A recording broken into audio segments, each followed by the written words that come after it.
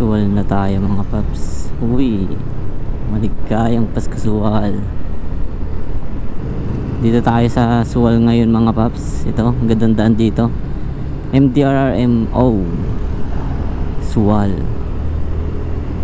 Oh, gandang daan dito mga paps. Oh, parang sa Zambales may kahawig siya.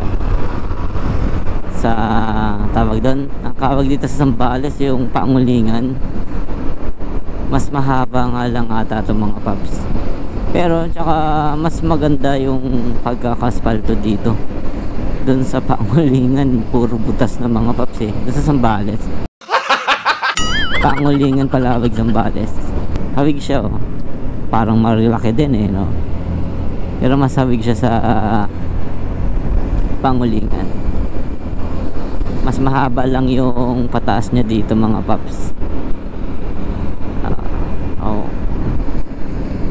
Oh, yung cyclist naglakad na si kuya. Hirap din ito mga paps oh. Oo, di ba? Saan maganda dito mag-iwan kaya? Oh. Iwan lang tayo dito. Ito pala ang iiwan natin dito mga paps, pampagood vibes tsaka may stickers.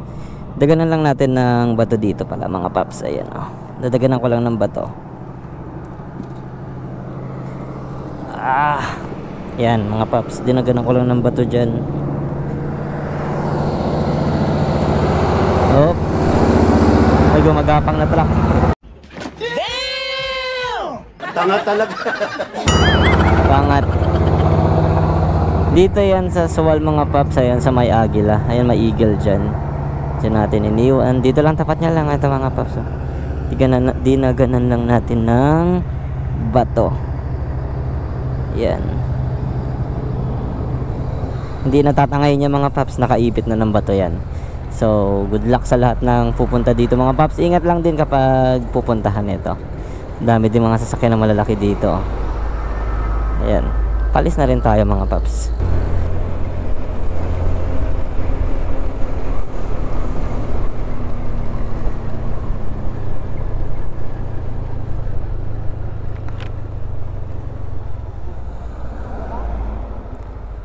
Hanap ng tindahan?